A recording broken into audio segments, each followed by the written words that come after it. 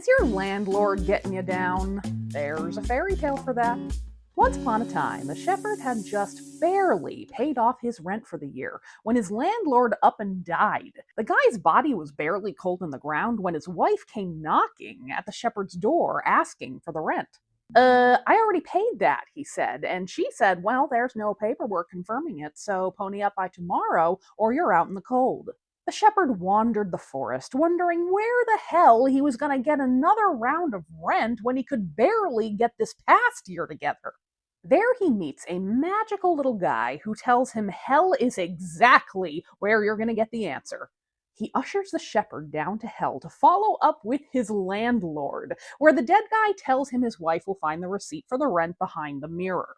The shepherd takes the landlord's ring back from hell to prove that he has spoken with the dead man himself. The receipt is indeed behind the mirror, and now we know why the tenant gets the receipt, not the landlord. I translated that tale from German with Google Translate, so I'm not confident on the finer details, but I think we can all agree that paying rent is a drag. Does your ex relentlessly want to be friends even though they do not deserve you? There's a fairy tale for that. There's probably a lot of fairy tales for that.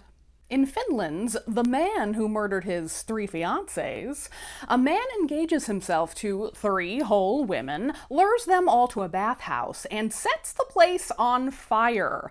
The ladies die, of course, and haunt a church, and then when that philandering murderer dies on a bridge, he haunts that bridge, unable to rest due to his terrible, terrible crimes. In a real bros before hoes moment, some local dudes get drunk and send their maid to invite the murderer's ghost to their party. And this poor gal lugs him there, and then she lugs him back to the bridge. But there, he will not let go of her unless she can secure forgiveness from the 3 ladies he fucking murdered.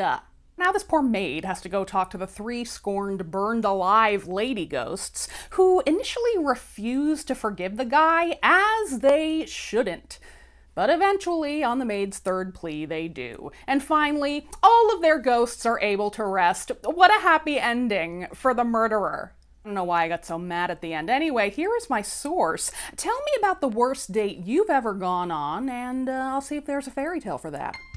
Fucked up fairy tales with Liz. Fucked up fairy tales with Liz.